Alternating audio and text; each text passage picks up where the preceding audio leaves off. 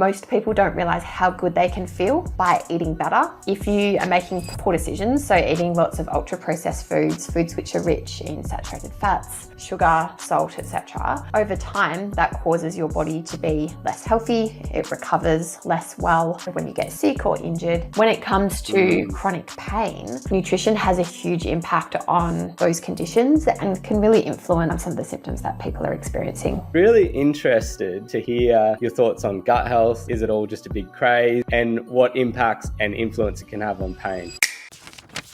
This podcast is for educational purposes only. The views expressed in this podcast do not constitute medical advice and are general in nature. You should obtain specific advice from a qualified health professional before acting on any of the information within this podcast. Chloe, thank you so much for joining me on Pain Coach. You're a dietitian. We've worked together with some people with chronic and persisting pain. And your business is called Verde. Now, when I was looking at that, I was like, that means green. Does this give us a bit of a clue into your, I guess, bias or slant toward diet in general? Great question. No one's ever asked me that before. And firstly, thank you so much for asking me to come on the show. I've been really looking forward to our chat for quite some time now. But Verde, it means green. And I think when it comes to nutrition, eating plenty of greens without making it boring is one of the best things that you can do for your health and well-being, regardless of if you have chronic pain or not. And I think that's, calling the business green probably wasn't really going to work. So here we are. Yeah, no, that's awesome. I think it'll be interesting to dive in a little bit further into what that looks like and what we should eat if we live with persistent pain. But firstly, I think there's going to be a lot of listeners that are kind of going, what is the connection between pain and what we put in our mouth? Can you give us a little bit of a snapshot of that relationship? Yeah, absolutely. So I think that there's a number of different ways that we can look at this. But if we really break it down, if we think about when we're eating food, if you are making poor decisions, so eating lots of ultra-processed foods, foods which are rich in saturated fats, sugar, salt, etc., over time, that causes your body to be less healthy. It recovers less well when you get sick or injured, and you generally don't feel as good. And if you flip that around and think about when you're making really great nutrition choices, you feel a lot better.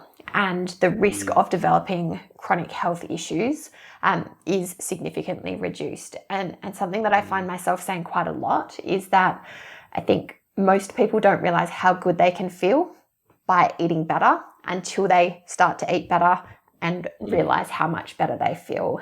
Because, we all eat every day, and sometimes it can be really hard to find that distinct impact that nutrition can have until you really notice how much better you can feel. And I think that's one of the things that I really love about this space of nutrition and how it can have such an impact on your body and how you feel each day.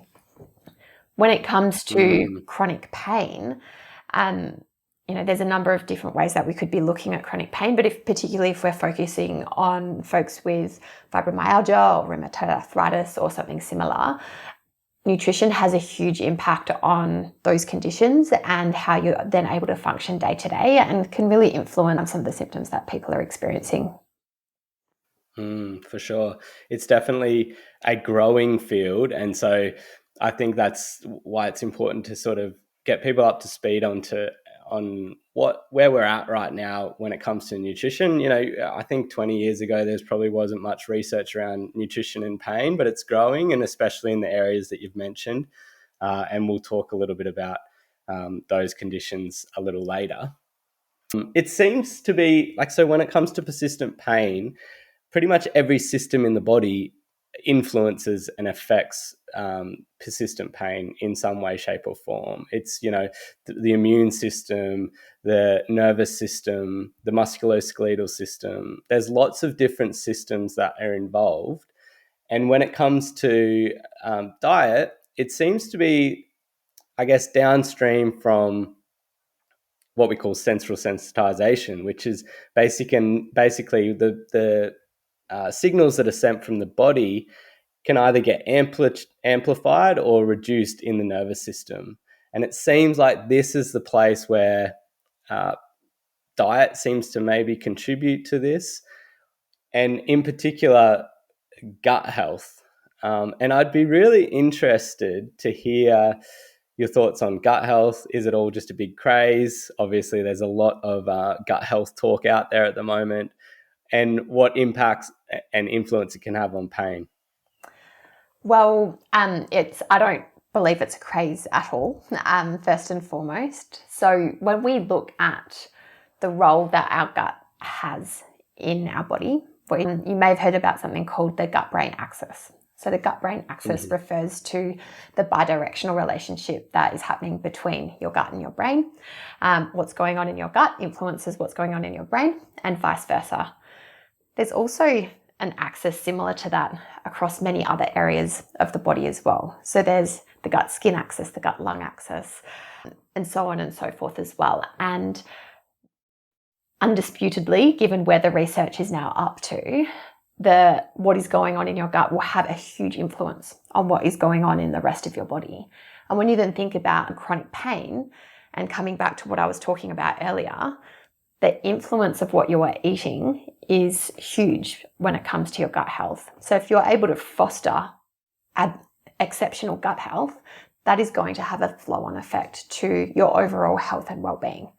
Now, I'm not going to sit here and try to say that, if you eat perfectly and have the best gut health in the world, then you're going to fix every health issue. That's just not true. However, you can give yourself a really great opportunity for helping with recovery and simply feeling better each day by making better food choices more often than not. And we think about, there was a case study, and I know it's only a case study, but I think it's a really interesting one that came out a number of years ago, where somebody tested their microbiome with their usual healthy diet, plenty of fiber and so on and so forth, and then changed their diet to a major fast food chain only for 7 days. And he then tested his microbiome after that as well. And the change in the bacteria in this man's microbiome in just that 7-day period was absolutely astounding. And it wasn't just the change in the microbiome, it was also the change in how he felt and his perception of everything else that was going on in his body.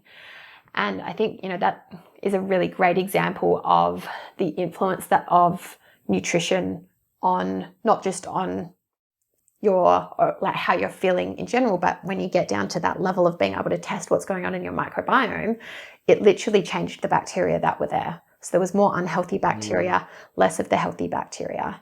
And I mean, I'd be really interested to see a follow-up on that of him maybe being able to change it back again and how quickly it's able to change back. I haven't seen that, but we do know that with eating well, your microbiome can change quite quickly. So it's a really fascinating space. And, you mentioned 20 years ago, I've been a dietitian for 16, nearly 17 years now. And I don't recall learning about chronic pain specifically at uni. It was lots about diabetes, lots about heart disease, and, all of the other sort of, I'll say, more traditional parts of nutrition. But it's been really interesting over my career so far, being able to see the change in this space and the interest, as well as the embracing of people going, actually, this can change my life and this can actually have a huge impact on how I feel.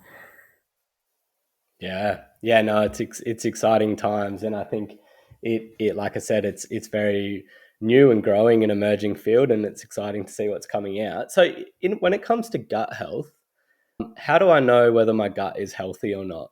Do I need to go and get one of those fecal tests, or how do I go about it? Yeah, so again, there's different levels of it, and I'm sure there's a number of different ways to answer this. At a really base level though, my answer is that you can tell that your gut is healthy if you're not really noticing that there's anything going on with it. So I suppose what I mean by that is if you are not noticing that you're constipated or constantly bloated or experiencing abdominal pain, experiencing diarrhea, so on and so forth. If everything is just sort of working smoothly and that it's not something which is coming up for you as being a problem, chances are things are probably going pretty well. As much as I'm saying that, though, it probably takes a level of health literacy and self-awareness around that as well. So, because sometimes, you don't know what you don't know. And particularly when it comes to our bowel issues, it's, not exactly dinner table conversation, and people can get really uncomfortable with talking about it. I talk about it all day, every day. So it's not something that really bothers me. But it's, people can get really uncomfortable about it. What I think is something for maybe people to think about if they're like, I've never really thought about my gut before. So, how do I know if it's normal? So, if you are experiencing regular pain or bloating in your abdominal area, if you're noticing that it's quite difficult for you to go to the bathroom, maybe when you do a poo, if it's looking like a sausage when it's in the toilet, that's pretty great. If it's more like rabbit poo, or if it's really loose and sort of falling apart, neither of those are so good. And that's where maybe speaking with a dietitian around what's going on with your gut can be really helpful to get some insight there. That said, I do believe there is a space for microbiome testing or fecal testing, but it's not at the point yet where I'd say everybody should go and test it, because the science is still relatively new, and some really cool things are happening in this space, don't get me wrong. I was actually at a conference a week or two ago, and there was someone talking about microbiome testing in military personnel and being able to assess how someone might perform based on their microbiome. I'm like, that's wild.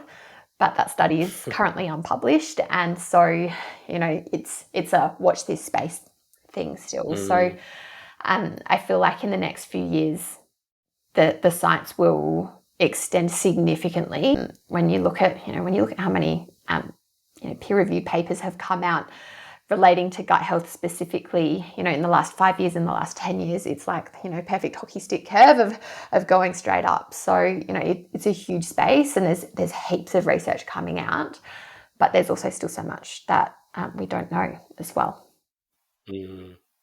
Yeah, for sure. I wonder whether when it comes to the investigations of the microbiome, whether it changes the way you treat it as a dietitian, because there's many things in the musculoskeletal world that we could do an investigation and find out more details, but it doesn't actually change our management or our treatment so much. Is that the case, or what value, or can you actually target things that are particularly of interest if you find things in the microbiome tests? So in my experience with people using them and doing them, pretty similar to what you've just said, to be honest, at this point in time, with the level of specificity that they provide, in that in most instances, it's really not changing what you would be doing without the test anyway. I think a test like that can be really helpful for individuals who are like really data driven and like to be able to see, there's this much of this bacteria at this test, and now it's gone up by this much for that test. But some people love that level of detail, but the tests can be quite expensive, and I wouldn't say a must have. I'd say they're more of a nice to have at this point in time. And in most instances, all it's really telling us is that, yes, we know that you need to eat more of your greens, eat more of your veggies overall, eat more of your fiber, and be really mindful of those ultra processed foods, sugar sweetened beverages, so on and so forth. So again, it's not really changing what we'd be saying to someone in practice, but it can add weight to it if people are needing a little bit of encouragement. So it's not something that I'm against, but it's not something that I use all the time either. It's a real case by case basis. Yeah. Just on average, how often do you recommend those tests? Not that often, to be honest. So it's more if somebody is really asking about that level of detail and is wanting to do it. And there is a company that is the company that I would use if I'm getting someone to get a test done. But like if I thought about this year, what are we? We're at the start of December. I've probably ordered maybe 5 so far this year. That said, I'm not doing, like I'm only seeing clients a couple of days a week. So I don't have a huge caseload at this point in time either. So I'll use them occasionally to help inform things. And, you know, particularly I think, you know, I've got a client who I'm thinking about with fibromyalgia, and we did a test for her, not the person we were talking about before we started recording, but somebody else. And I know that they found it really helpful for them with being able to see the change over time. But this person was also incredibly data driven, and having that extra level of data was really helpful for her. Whereas I've got other clients who I'm like, that is like probably the last thing I'm going to suggest, because there's so many other things that we can do that are going to be more of value to that individual. So I think being able to, you know, it's like having those tools in your toolbox, if you like. And just because you've got a tool there doesn't mean you have to use it. And picking and choosing what you're going to use to help you to best help that client achieve their goals is, you know, how great is it that as health practitioners, we've got so many different tools in the tool shed, so to speak. Yeah, absolutely. Okay, so if we find out that we have poor gut health, how do we actually go about influencing that or improving it? You mentioned, you know, briefly, you listed off a few things, but what are the big ticket items, and how should someone change their diet to improve their gut health? Oh, big question. Big ticket items when it comes to improving gut health across the board, I would say, regardless of what your symptoms are like. Number one is ensuring you're drinking plenty of water. So 35 to 45 mils per kilo, approximately 2 litres per day for most people. But ensuring you're drinking plenty helps with flushing everything through. And that's, you know, particularly if you're somebody who's experiencing constipation, but also if you're more the other way, you're going to end up dehydrated pretty quickly as well. So making sure that you've got adequate fluid going in. Number 2 would be ensuring you've got plenty of fibre. So 25, 30 grams on average for Australians. There is studies that say having more than that is actually really beneficial as well, particularly when it comes to helping with managing chronic health issues. That said though, if you're nowhere near that number and you suddenly jump up to 30 grams, then you're going to end up really uncomfortable and probably more bloating, more abdominal pain and so on. So it's really important that with fibre, you go low and slow is what I like to say. So increase it really slowly in small amounts over time rather than jumping it up quickly because of that potential impact on gut health. Outside of that, and I'll go back slightly. So when I'm talking about fibre, I'm talking about foods which contain plenty of fibre. So things like your whole grains, legumes, nuts and seeds, vegetables, particularly starchy vegetables, and fruits, particularly things like, you know, like your apples and pears and bananas have a bit more than something like your berries. So, or, you know, not negating the benefits of berries, and I'm going to come to those in a moment, but ensuring that you're getting plenty of those starchy foods that are going to help with feeding the bacteria in your microbiome as well. And I mean, we could really like go into huge amounts of detail here around like resistant starch and soaking oats, because then they get more starch, and cooking and cooling potatoes and pasta. I think, you know, one of my favorite little nutrition hacks is whenever you're having pasta or potato, cook extra and then save it and then have it the next day. Because when you cook those things up and then cool them down, what happens is there's a change in how the fibre is, and it produces more resistant starch. So now when you have like the bit of potato or pasta at the bottom of the saucepan, and like there ends up being this like jelly-like substance, you don't want to rinse that off or throw it away. That's the resistant starch. You want to like mix that back through and consume that, because that's like extra fibre. And I like for any I want to say females, but for really anyone who like talks about skincare, hyaluronic acid is like, you know, this beautiful substance you put on your skin to help it to be more hydrated. I imagine that the resistant starch is a bit like that for your gut. It's like really soothing. It's really easy to digest, but it's also really great for your gut health. To sort of pull back out of that level of detail. I think then looking at overall nutrient density in the diet as well. So it's not just about fiber, it's also about consuming all of those other micronutrients, the anthocyanins, the vitamin C's, all of that sort of thing. Ensuring you're getting adequate nutrients overall will help your body to function better. And I think that's part of the, not realizing how much better you can feel until you feel better. And a lot of the systems in your body, they'll find a way to work, but when we've got those micronutrients included, it helps all of your systems function better because they've got everything that they need, and as a result, you end up feeling better. So that'd be my sort of top 3. There's a lot of discussion around if meat's okay, if meat's not okay, dairy, gluten, so on and so forth. Meat, eat some, not too much. Overconsumption can contribute to certain health issues, but particularly for people who have chronic pain, and if we're looking at some people with like fibromyalgia, rheumatoid arthritis, there's iron deficiency is often a real issue as well. So sometimes we need to make sure they're getting a little bit more red meat than we recommend in other populations as a balance. I do want to say, like, as a caveat though, like that's a really individualized thing. So I wouldn't be suggesting go and suddenly make huge dietary changes without getting some advice. When it comes to things like gluten and dairy, the research around those when it comes to chronic pain is really interesting, and some people seem to benefit from removing, others don't.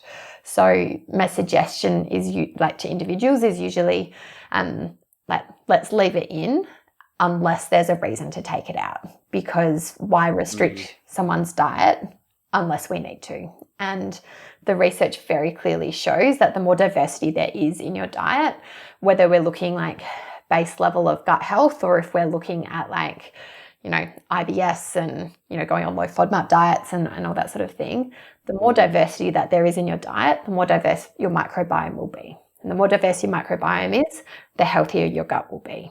And it ends up all like these flow-on effects. So we don't restrict unless we need to. And if we need to restrict, keep that to an absolute minimum from a time frame perspective because of the impact it can have on the person's microbiome as well.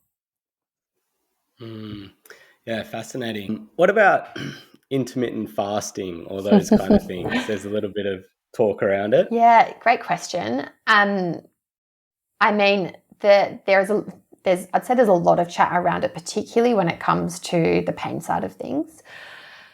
It's not a go-to, but it's a tool in the toolbox. So it can work really well for some individuals. If there is a history of disordered eating or eating disorders with some medications, it's absolutely not recommended and is like a firm no. But there are some individuals who do respond really, really well to it.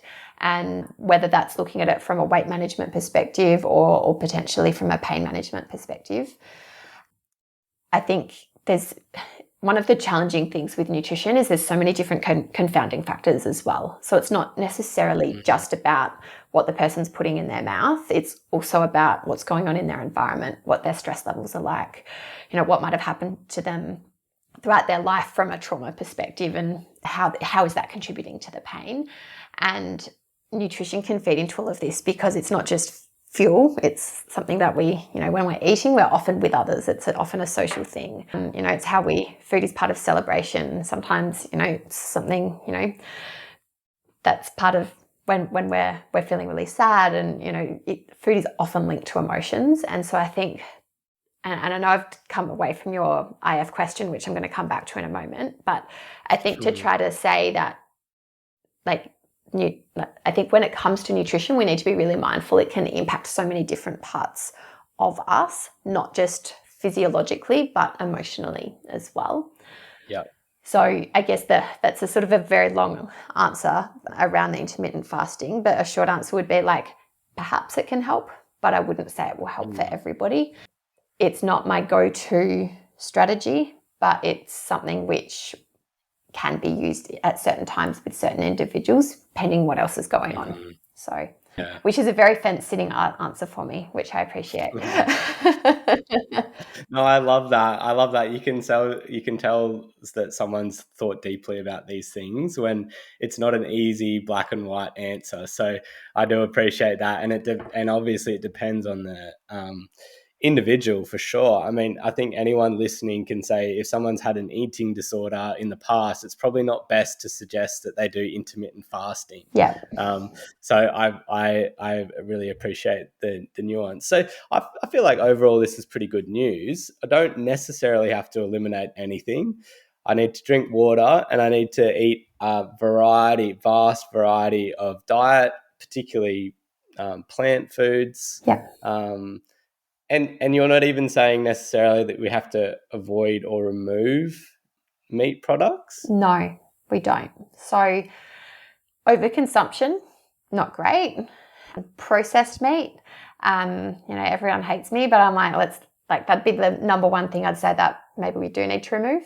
There's just nothing good about it other than the taste, if you like the taste. But from you look at the World Cancer Research Fund, they have said there's no safe level of consumption of processed meat. So, and they've been saying that for a really long time as well. So it's not like that's new news. However, it's still in the food supply, and that's a whole conversation of itself. Outside of that, though, I think, and even including that, if I'm honest, I think everything can have its place. It just depends on the individual, their goals, and what's going to work for them. And some people, would have a non-negotiable of, some people are like, I love my bacon, I'm not giving up bacon. It's like, okay, cool. Let's find ways of working around that. But if that's something that has to stay in your diet, that's your choice. But you're then making that choice with the knowledge around it. And that's where I think when it comes to nutrition, like what can be really powerful in that, whether it's looking at someone who has a food sensitivity of some sort, so does need to do some level of elimination and removing and adjusting, that doesn't mean they can never have that thing again. It just means that they need to be more mindful of how much they have and when. And thinking about a client that I have at the moment, and this person has food chemical sensitivity. So everything we eat has different chemicals in it. And for the majority of the population, they eat those foods, and they're healthy foods. It's like, it's your green veggies and your berries and, tomatoes and all sorts of things. These things, we know that they're good for us, but for people with food chemical sensitivity, they can cause huge amounts of issues, including contribution to pain. Now, it's not about never having these things again. It's about working out where your dose response is and what you can tolerate. And I think this is a really important nuance when it comes to pain and when it comes to manipulating diet to help with managing it. Because never eating some of these things again, and there's a few parts to this, but never eating these things again, I think can then contribute to disordered eating, fear of food, which as a cycle can then end up causing more pain because then they never eat it and then they try to eat it and it's worse because they haven't eaten it in so long, and then there's that fear around it as well. But secondarily, you don't, unless it's an actual allergy, you don't have to remove it entirely. And knowing that you can have some can give people a bit more confidence, a bit more self-efficacy. But also it means that, as an example, I'm thinking about a client that as I mentioned before, this person now knows what their sensitivities are. And as a result of that, they might still go out and eat the food that they know is going to trigger symptoms for them. But they do that with the knowledge that that's now going to happen. And so it makes it easier to manage that they know that that's happening. So it's not about avoiding it entirely. It's about understanding what's going on in your body and managing it in a way that best suits you as an individual.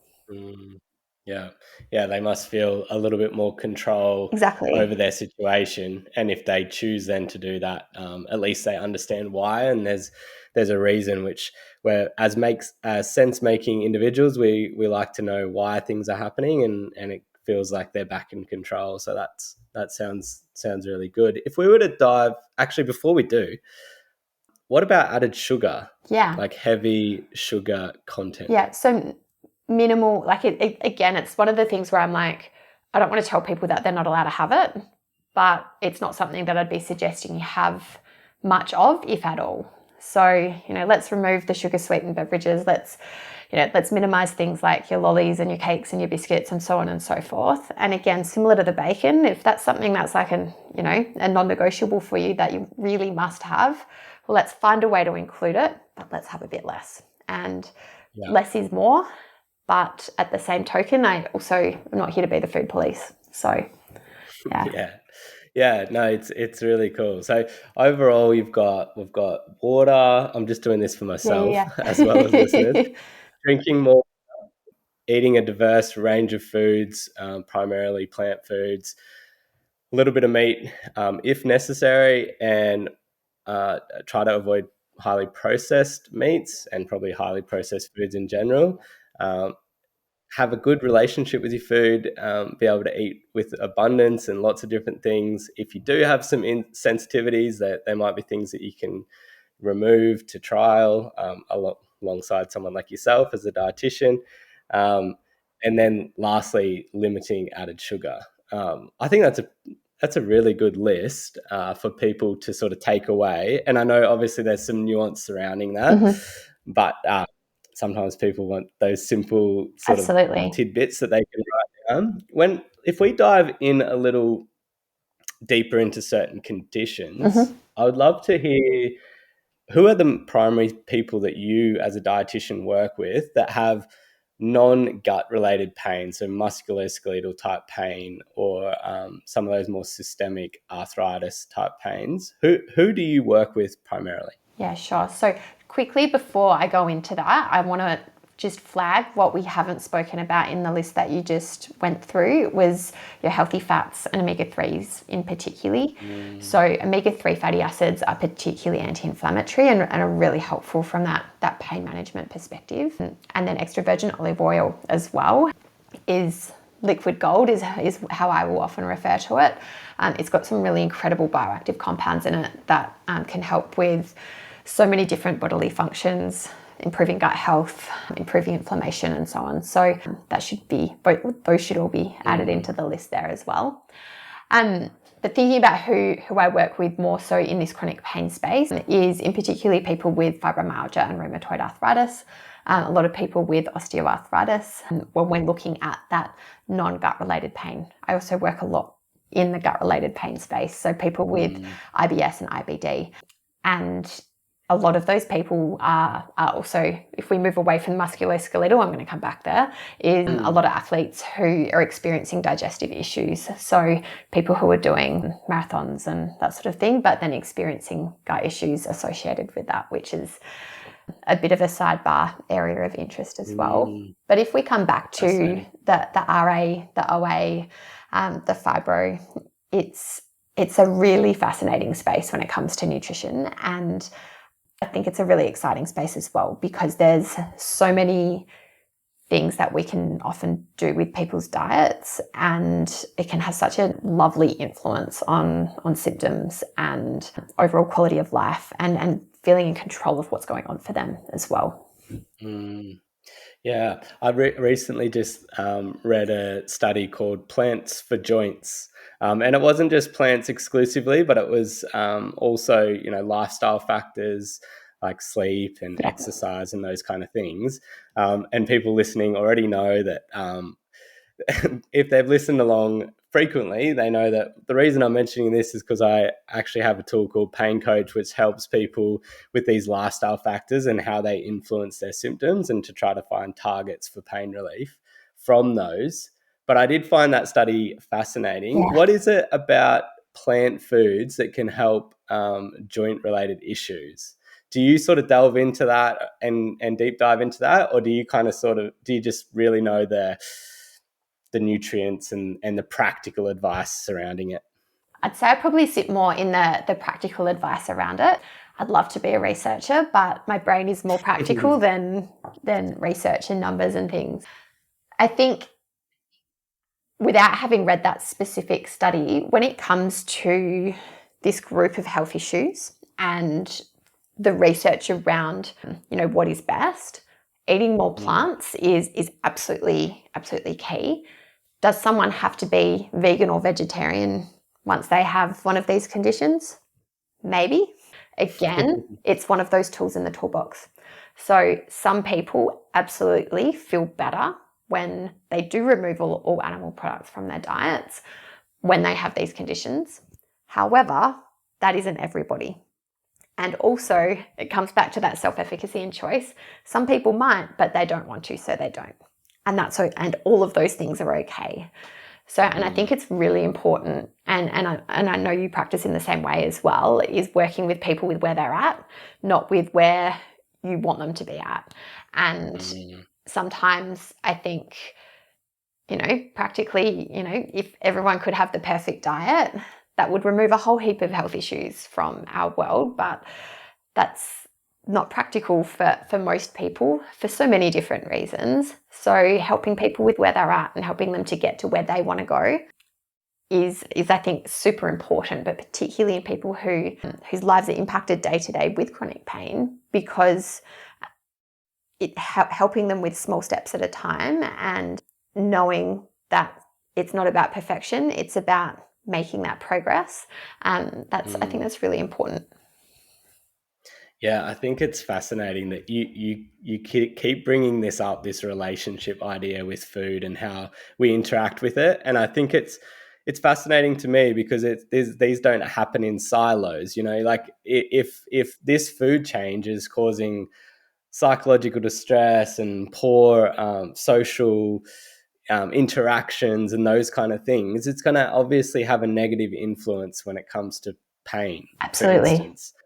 And so it's really cool that you can see those things. For the perfectionist or someone that's had, eating disorders in the past, how do you go about these conversations when they have one of these conditions? Yeah, it's really tricky. I'm going to say it comes back to helping them and working with them where they're at. So and looking at that, where they're at in the life cycle of that eating disorder as well. So is the eating disorder still active? Is it in remission? How long has it been in remission for? What support does the person have in place if it was to become more active again? Because some of what we might do might change a little bit depending on what is happening for that individual. As an example, and I'm going to use an example that's more in the gut space because I think it's really relevant to the question you've just asked. And using a case example, obviously de-identified, but this individual has IBS and a history of an eating disorder that is no longer active. And when they came to see me, I was very concerned about doing investigation into the triggers of the symptoms she was experiencing because of that history of the eating disorder. So what we did is I worked with her to ensure she had a psychologist, or her psychologist she'd seen in the past, available, because she really wanted to push and figure out what was going on. And with the support of the psychologist, but also her being really aware of what was going on, we were able to do some elimination that I wouldn't have normally done with someone in that space and get to the bottom of what was going on. And I think this is relevant because when there has been a history of an eating disorder, often it will change your microbiome as well. And food sensitivity is actually more common. So being able to work with people, again, with where they're at, and there's other people who I'm never going to go and do an elimination diet with that person because the risk of it coming back is too high. So I think being mindful and aware of how food can influence what's going on for somebody, both psychologically as well as physiologically, is really, really important. And, really interestingly, often we'll see food sensitivity. So there's some research around bulimia and food chemical sensitivity, and that people with bulimia are slightly more likely to have food chemical sensitivity. Doesn't mean that they will have it. It just means that that's been something that's been found in some of the studies that are out there. And from from a non-researcher perspective, I'm like that actually, like from a clinician perspective, I think that makes a lot of sense because of how food can make you feel and the impact that can then have on your food choices as well. Does that make sense? Yeah, for sure. For sure. I want to switch gears because we have a mutual client We do. that we've been working with. She has kindly consented, obviously de-identified as well, for us to sort of discuss her. She has, for those that are listening, she's in her 60s. She has fibromyalgia. And I was using Pain Coach with her, and it had identified this relationship between food and pain. So her nutrition and pain, in particular, whole foods. And we're sort of a multidisciplinary team with her. So yourself and also a psychologist is involved. And I think it's really awesome. And she's had amazing results. And I think I'm not allowed to, APRA doesn't allow me to boast about my own thing, but I can say, Chloe, that I think you've played a role in that. And so thank you for the work that you've done. What is it about, what did you do with her and what was your rationale behind it when it comes to fibromyalgia? So when it comes to fibromyalgia, in particular, we have looked at really increasing the nutrient density of her diet and bringing more whole foods in and really focusing on including more of the vegetables, more of the greens, more of the fiber-rich foods and really improving the overall nutritional quality of her diet. One of the other things we've been doing more recently has been more around that relationship with food and focusing on mindful eating and how you're eating rather than what you're eating. And I actually got an email from her last week around she'd been mindfully eating a mango, and I think my response back was like, the way you've just described eating that mango has made me now want to go and eat a mango. It sounded amazing. And I think that relationship with food can be really tied in to somebody's fibromyalgia or other health condition as well, because of the pain and, there's the food and then there's, all the other underlying things that can be going on for people. So yeah, it's been really nice to see the changes that this person's been able to implement, and yes, is continuing to implement. She's doing such a great job. Yeah, it is. It's such a cool thing to be a part of, like a team of different, and obviously we don't work for the same. Well, we run our own businesses, and none of us actually work out of the same clinic.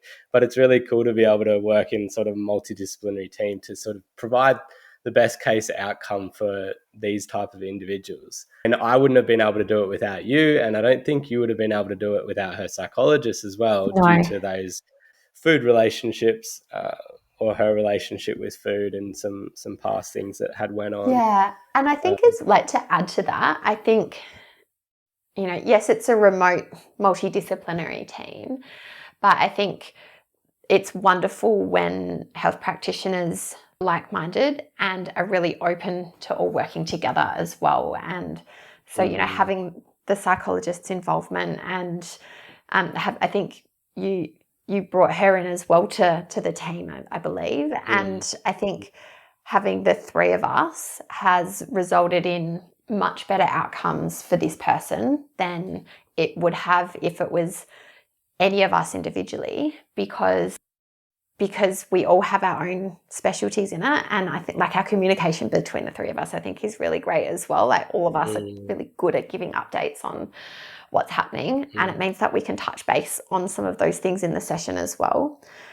And again, coming back to everything being linked, I know if I was the patient, that would make me feel really good that my healthcare team are taking the time to go and talk about me separately to make sure that we're all on the same page to optimize care, even though we all live very different places and are not under the same roof. So yeah, and I think that MDT it adds value in more ways than just that medical care. It's that helping the patient to feel connected and cared for as well. For sure. Yeah. For sure. I was very, well, I don't know why, but I was kind of surprised that nutrition came quite high on the list. Yeah. We look at, with Pain Coach, it looks at exercise, social connection, psychological distress, sleep. Oh my goodness, I've forgotten one. Psychological distress, exercise, nutrition, social connection, and sleep. Yeah. Pain Coach helps clinicians take the guesswork out of pain relief by tracking pain alongside key lifestyle factors. Pain Coach analyzes this patient data to uncover lifestyle scores, relationships, and trends, helping clinicians guide their patients towards the habits most likely to bring pain relief. If you're a clinician, head to paincoach.online for a free trial. And nutrition was right up the list, and it is fascinating because it's actually connected and supported by some pretty cool research that's coming around about gut health and fibromyalgia. Can you speak to that connection, or again, you're more interested in the practical application of that, which is totally fair. I can relate to that. Yes.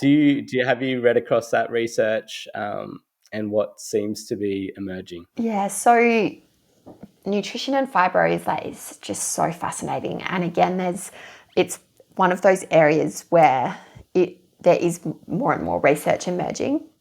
I think looking at it from that sort of practicality perspective, so it's like, the base level, it's really looking at that more sort of anti-inflammatory style diet, Mediterranean style diet, and like building in the plants and the omega-3s and all that sort of thing. But then there's like the other tools in the toolbox. So maybe it is removing dairy, or maybe it's not. Maybe it's removing gluten, or maybe it's not. Vitamin D is something which I think needs to be focused on as well, and ensuring that that's been optimized. Same deal with iron levels, ensuring that that's regularly checked and optimized. And in this population, I'd much prefer someone go and get an iron infusion than going and taking supplements, because of absorption and impact on gut and all that sort of thing. So that will then sometimes depend on the doctors, on the person's GP, if they would do a script for that or not. Again, a bit of a sidebar. Yeah, fascinating. But then there's also some really interesting research with fibro specifically around things called excitotoxins. I'm not sure if you've read about these, but they're more of your like artificial sweeteners, MSG, things that sort of fit into more that category, which again, we can discuss if those are good for us or not anyway.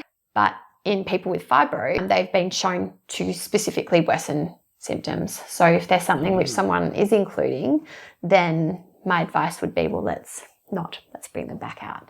And then there's further research around other specific nutrients with fibro as well. So looking at things like magnesium in particular, and then some of the nutrients that I've already mentioned too. So it's a really interesting area, and I feel like there's just more research coming out in this space more and more.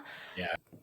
But I think one thing that I probably sways me a little bit in my practice, probably because of when I will end up seeing people, is often they will have already removed something from their diet before they come to see me. And my suggestion for anyone listening is that before you go and start removing things from your diet, go and see a dietitian first, because you might not need to remove it. And particularly if you removed it some time ago, I don't want you to have fear around food or unnecessary fear around food, I should say. And I think trying to look at it holistically and, as I said, restriction as much as possible is I think really, really helpful and really, really important.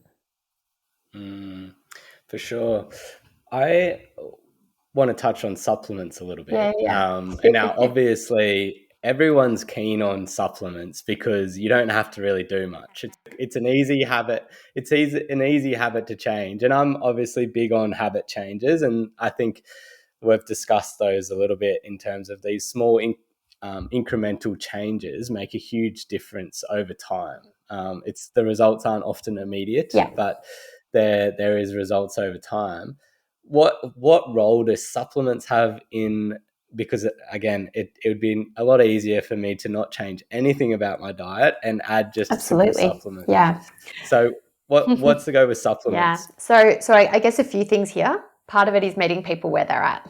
And if they don't want to change their diet but we can get them to take a supplement, cool. It's not the best thing, but it's better than nothing. That said, the way that I view supplements, and probably one of Australia's best sports nutrition researchers, Louise Burke, was talking at a conference that I was at like quite early in my career, and she spoke about supplements like sprinkles on the icing on the cake. And so since then I have been borrowing that from her because I just think it's one of the best analogies I've ever heard. So if we think about management of chronic pain like a cupcake, so the cake, and I appreciate the irony being a dietitian and using this analogy, but here we are. So if we think about it, we've got the exercises that you're working on, and the person's habit changes and everything. They're the cake. So they're like a really, really big rock. That's really, really important one. But a cake is always better with icing, right? And that's where the nutrition comes in. So the nutrition really complements it and makes it better. And how great is a cake with incredible icing? And the better the icing, the better the cake, right? Same sort of deal with your nutrition. But then you've got the sprinkles on the icing on the cake, and they're your supplements. So you're not going to go and have your supplements alone and expect like gold star results. You're not going to get sprinkles and just put them on the top of the cake and expect it to be the best cake in the world. You need all three together for it to be absolutely incredible. And that's where I think what we're talking about here today is why it's so important, is because supplements, they can make it better. Don't get me wrong. They can fill gaps, which can be great. But trying to use them on their own, like you can, but you're not going to get as good outcomes. As I said though, let's meet people where they are, and if that's all they've got the capacity to do, cool, let's do that. But over time, hopefully we can influence them to make some further behavioural changes and habit changes to get even better outcomes. So it's a yes, but it's, let's do the other stuff too. So it's a great analogy. So, okay, so say we've got the cake and the icing and we do want the sprinkles. Yeah.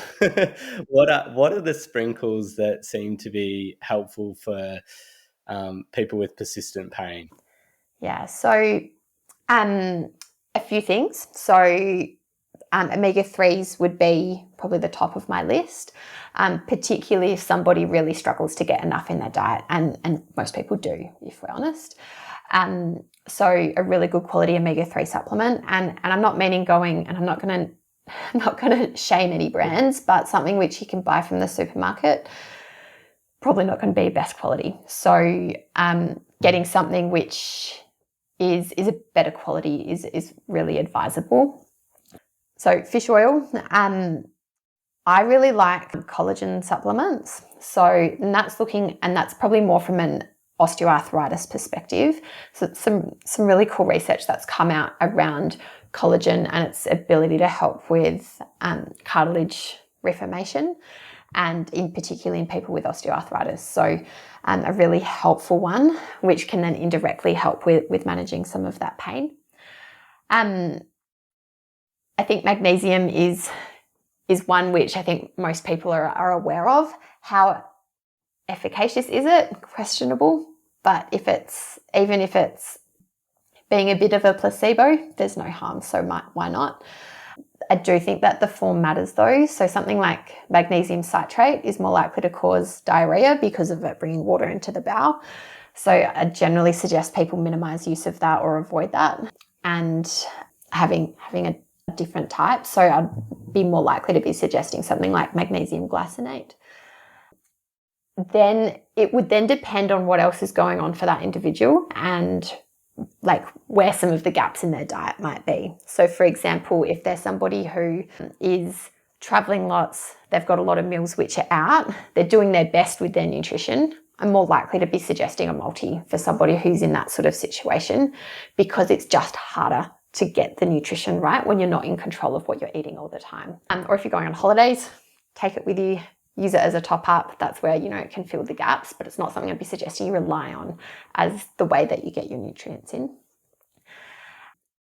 I'd say then there's sort of like a bunch of others which I'd say are my sort of next tier down. So like things like curcumin supplements, so like turmeric, some probiotics, things like your glucosamine and chondroitin, really mixed stuff around that. Again, probably more placebo, but no harm. So if you want to spend your money. And then like some of your more like very specific nutrients. So, if you're needing vitamin D, if you're needing iron, if you're needing zinc and so on, I think they can be quite helpful too. So there'd be some of my more go-tos, but to be really clear, like please don't go and start taking all of those without getting some advice because as an example, fish oil supplements can thin your blood. And so if you're someone who's also taking warfarin or some other blood thinner, you could actually have some really negative outcomes if that was something that you were to go and do. So, yeah. Yeah, great advice.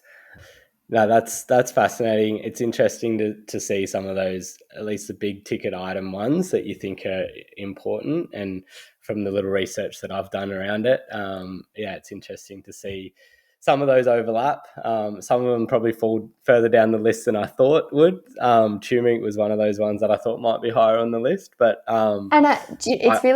it's funny. So going back a few years, that probably would have been a bit higher on the list. But I think it's probably dropped down a little bit for me because I've been trying to get people to include it a bit more in their diet, but there hasn't been further research to support that initial research or that I've seen. So it is still one that I will very frequently recommend, but I think the fish oil is better. I trust your take on that well more than mine because it's impossible to keep across it. And I think that's the other part of it. There's so many different ones on the market now as well. I think probably something else that I do think is important to add is there's and I touched on it, but like the quality is really, really important. And if you were to go and look in my supplement cupboard, you'd see that like basically everything is like single nutrients rather than you can go and get like things which are like a whole ton of different things all combined together. And the reason for that for myself and my family and how I talk about it with my clients as well is once it becomes a mix of different things, the risk of contamination of unwanted substances goes up quite considerably. And quality really matters. So spending that little bit extra, and yes, you might end up with a few more things, but that like you don't want to make sure that it doesn't have unwanted things in there. And that could be things from like illegal drugs to rat poison to all sorts of things. So there's been some different analyses done on supplements, both made here and internationally. Internationally is worse than here, but there's still some questionable things on shelves here too. So I'm not trying to scare anyone, but also just be really mindful of what you're choosing and where it's been formulated and by who. So yeah. How do you screen for that? Like obviously you just kind of mentioned that, but if you're a lay person that doesn't look at this stuff often, how do you quickly screen for that's the good supplement? Say a GP's recommended, go and get, omega-3s. How would you know whether you were getting quality omega-3? I think choosing like really strongly reputable brands that you can't buy at the supermarket. And you can read between the lines there of which companies I'm talking about. As I said, I don't want to name and shame. But I think something that you're more likely to buy at the pharmacy or has been third-party batch tested. So what I mean by that is there's a company called Informed Sport and there's a company called Hasta. And both of those big companies, they test for things that we don't want in supplements from a general perspective, but also from a sports perspective. So like elite athletes, if you're working with a sports team, they have to have one of those ticks on there to make sure that they're safe. I actually often extend that to general population as well. Like there's just if the person can afford to spend the extra bit, then do it because you know that the quality of what you're having is a little bit better. is a really good way to think about it. Again, like I know I've said a few times about, potentially working with a dietitian, but my suggestion would be get some advice so that you don't end up taking a million different things. And then the dietitian will be able to recommend what the best one actually is for you, rather than being like, oh, I think this one looks all right. It's, I've got probably 4 different omega-3 supplements that I would recommend to people, depending on who they are, what their price point is, and I say who they are, is like what their requirements are, what their price point is, and so on and so forth. So it's not like it's not a one size fits all thing. It's, there's a number of different reasons you'd suggest a certain supplement. So yeah, absolutely. Moral of the story, go and see Chloe and you'll get better bang for your buck. That's very kind. But I think, I'm really lucky. I've got a really great team of dietitians that I get to work with. Someone said to me recently, like, you really do have the best team. I'm like, I really do. I think that they are absolutely amazing. So that's awesome. I'm very, very lucky. So Awesome. Well, I'll definitely put your details or your business details in the show notes so people can go and book in. I have a question that I ask pretty frequently, and it'll be interesting to hear the answer from a dietitian. But if someone's listening to this and they're really struggling with pain, they're like, what can I do? I don't seem to be getting any better. What would your advice be to them? Probably go see a doctor first. Okay, they're good point, but they've seen the doctor. They've been ticked off. So they've come to see me. I think the first thing that I would be like, as a general thing, that I'd probably be suggesting to most people is like, let's reflect on what the quality of your diet is like, and how can we optimize it, again, based on where that person is at. So how can we include some extra plants, some extra fiber in? How can we get some extra water in?